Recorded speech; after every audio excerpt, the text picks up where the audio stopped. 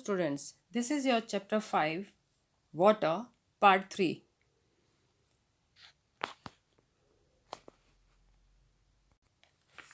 इससे पहले हमने पढ़ा था कि कैसे वाटर जो है डिवाइडेड है, कितना परसेंट हमारे अर्थ सरफेस पे है, कितना हमारे पीने के लिए योग्य है पानी, और उसके बाद कितना परसेंट हमारे पास फ्रेश वाटर है और कहाँ कहाँ कैसे कैसे पाया जाता है। इसको सब हमने इससे पहले वाले सेक्शन में पढ़ा था.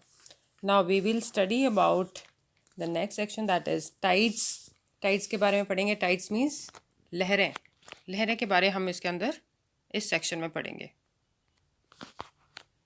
Tides, periodic rise and fall of ocean water at regular intervals twice a day is called tide. Periodic rise मतलब बार बार, मतलब जो आपने देखा होगा कि लहरें किस तरह से उठती हैं. It rises and it falls of ocean water. जब हम ओशन का जो पानी है जब ऊपर उठता है फिर नीचे गिरता है, दैट इज और वो भी रेगुलर इंटरवल्स पे, मतलब बार बार होता है इस तरह से, twice a day, is called tide. इसको हम टाइड कहते हैं. Tides are experience in the oceans and seas. अब टाइड्स को आप कहाँ देखते हैं? आपको ये मिलेगा ओशंस में एंड सीज में. When the level of sea water rises it is high tide. जब इसका जो लेवल है सी वाटर का जब राइज करता है, मतलब ऊपर उठता है, तो उसको हम कहते हैं high tide. And when the level falls, और जब वही लेवल फॉल करता है मतलब नीचे गिरता है, it is low tide. That is called low tide. मतलब जो लहरें बहुत ऊंची ऊंची उड़ती हैं और बहुत ऊंचे तक जाती हैं फिर नीचे गिरती हैं, तो हम उसको हाई टाइड में कहते हैं. और जो नॉर्मल फ्लो करते हैं पानी, जैसे नॉर्मल हल्का फुल्का सा ऊपर उठ रहा है पानी फिर नीचे गिर रहा है, तो that is called low tide. Gravitational attraction of the moon and sun causes these tides. अब ग्रेविटेशनल अट्रैक्शन, ग्रेविटेशन आपको बताइए ग्रेविटेशन क्या होता है. ग्रेविटेशन से वो अट्रैक्ट करता है, मतलब पानी को अपने तरफ खींचता है. ऑफ तो जो ये जो अट्रैक्शन है of the moon and sun causes these tides. अब मून एंड सन की वजह से जो ये ग्रेविटेशनल अट्रैक्शन होता है, दैट कॉज टाइड्स, जिसके वजह से ये टाइड्स, ये लहरें उठती हैं. These occur twice a day. ये जो है एक दिन में 2 बार होते हैं. As the moon As the moon is closer to the earth, it exerts larger gravitational pull causing high tides. जब जो मून है वो क्लोज होता है हमारे अर्थ के, जो हमारा जो चांद है जिसको हम चंद्रमा कहते हैं, चंद्रमा जो है अर्थ के बिल्कुल क्लोज होता है. It exert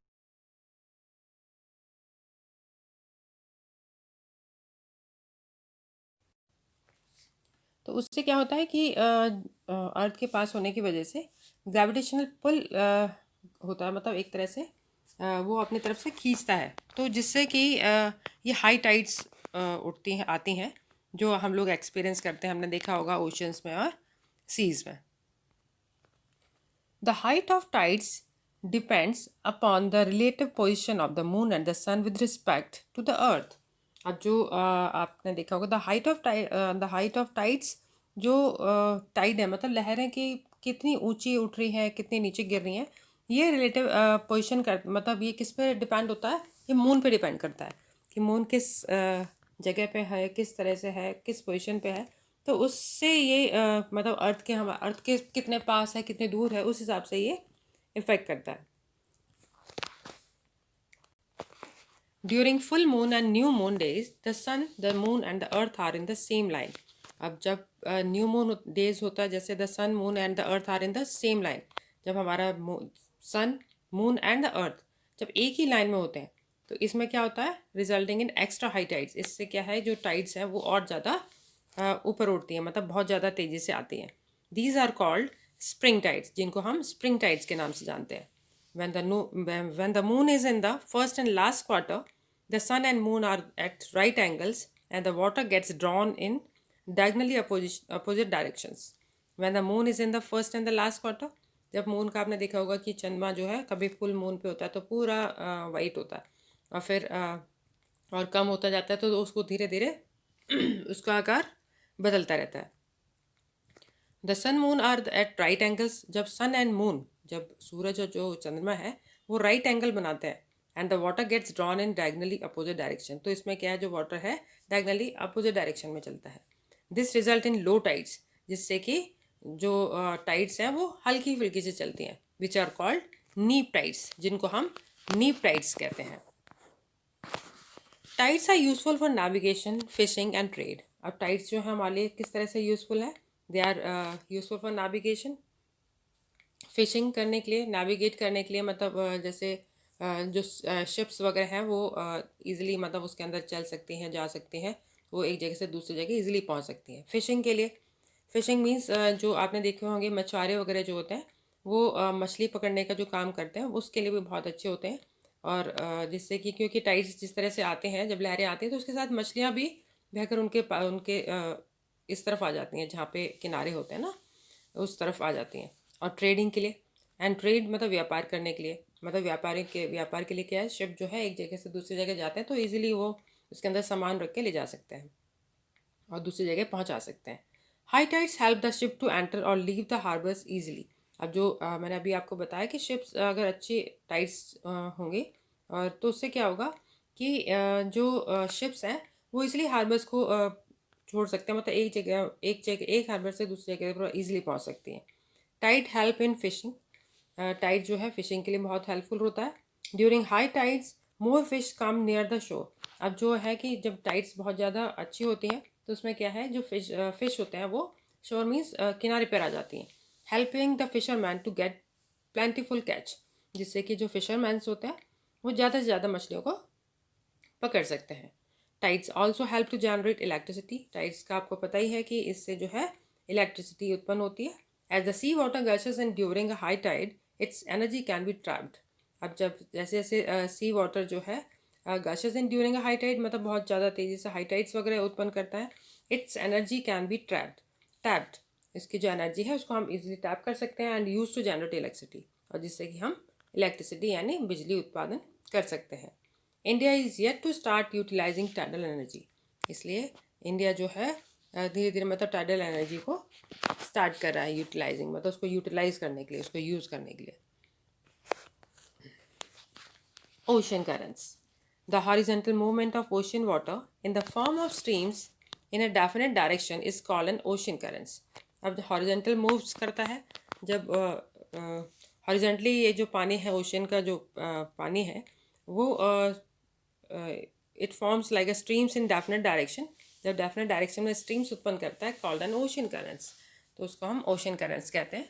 the factor which give rise to ocean currents and modify their courses are. अब इसके जो फैक्टर्स हैं, इसके जो कारण है वो क्या है? Action of planetary vents. अब प्लानिटरी जो वेंट्स हैं हमारे जो चलते हैं उसके पीछे ये एक कारण होता है। Variation in temperature and density of ocean water. Variation होता है हमारे टेम्परेचर में और डेंसिटी ऑफ ओशन वाटर, और पानी जो ओशन का जो पानी है वो कितना बढ़ गया है, कितना ऊपर है, कितना कम है, कितना ज़्यादा है, उस पर डिपेंड करता है। Rotation of the earth. अब हमारी जो पृथ्वी है किस तरह से जो रोटेट कर रही है, जैसे आपको पता ही है हमारी पृथ्वी हमेशा घूमती रहती है, तो उस पर भी वो भी एक कारण है। Shapes of coast lines. और कोस्ट लाइन का जो शेप है, अब कोस्ट लाइन क्या कहते हैं, जो हमारा जो समुद्र के किनारे की जो जगह होती है that is called coast lines, तो उनका जो शेप है वो भी इन चीज़ों पर इफेक्ट डालता है। Ocean currents may be warm और कोल्ड। अब ओशन करंट्स जो होते हैं वो वार्म भी हो सकते हैं या कोल्ड भी हो सकते हैं, ठंडे या गर्म दोनों तरह से होते हैं। Those currents which originate near the equator and move towards the poles are warm currents. जो पानी जो नियर इक्वेटर एंड मूव जो इक्वेटर लाइन के पास में होते हैं, जैसे आपका इक्वेटर कहाँ है, बिल्कुल बीच में होता है पृथ्वी के, बिल्कुल बीच में जो इक्वेटर लाइन होती है उसके आसपास का जो पानी है और वो पोल्स की तरफ जब चलता है आर वार्म करंट्स। और वहाँ पे क्योंकि सूरज की सीधी किरणें पड़ती हैं तो वहाँ के जो करंट्स है यानी पानी जो है वो वार्म करंट्स में आ जाता है। The cold currents move from the poles towards the tropic और लोअर लैटिट्यूड्स। और जो कोल्ड करंट्स हैं, ठंडी करंट्स कब होती है? From the poles towards the tropic, मतलब पोल्स से जब ट्रॉपिकल की तरफ चलते हैं। ट्रॉपिकल जो हमारा मैंने इससे पहले आपको बताया भी था, ट्रॉपिकल एरिया कौन सा होता है, टेम्परेट जोन कौन सा है, ये सब चीज़ें ये इस पर डिपेंड करता है, तो वो चीज़ आपको याद रखनी है कि तो इस तरह से जो कोल्ड करंट है मूव फ्रॉम द पोल्स, यानी पोल से पोल्स कौन सा हुआ, north pole and south pole, तो यानी यहाँ पर क्या है, नॉर्थ पोल पे साउथ पोल पे क्या है, बहुत ठंड होती है, तो वहाँ से जो करंट है मूव करता है from the poles toward the tropics, और वहाँ से मूव करता हुआ ट्रॉपिक्स की तरफ जाता है तो दैट इज और लोअर लैटिट्यूड्स की तरफ जाता है तो वो कोल्ड करंट्स वहाँ पे कहलाते हैं. Warm currents are less dense than cold current, cold ocean currents. Warm currents जो है कम डेंस होते हैं, डेंस मीन्स घना होना, घना जिसको हम कहते हैं, than cold ocean currents. The general circulation of ocean currents is clockwise in the northern hemisphere. तो जो जनरल सर्कुलेशन जो हमारा ओशन करेंट्स का दैट इज किस तरह से वर्क करता है? It works clockwise in the northern hemisphere and anti clockwise in the southern hemisphere. और हमारा जो साउदर्न हेमिस्फीयर है यानी साउथ साइड का जो एरिया है वो हमारा एंटी क्लॉकवाइज वर्क करेगा due to the rotation of the earth. वो क्यों होता है? Just because of the rotation of the earth, क्योंकि हमारा अर्थ जिस तरह से घूम रहा है उस वजह से. Ocean currents have a great influence on the climate and economic activities of an area. अब जो है हमारा ओशन करंट्स है वो असर किस तरह से डालता है, इसका जो इन्फ्लुएंस होता है मतलब क्लाइमेट पे जो असर है that is just because of economic activities of an area. हमारे जो एरिया है उसका इकोनॉमिक एक्टिविटीज़ क्या है उस तरह से. Warm current raise the temperature over land surface while cold current lower the temperature of the coastal areas.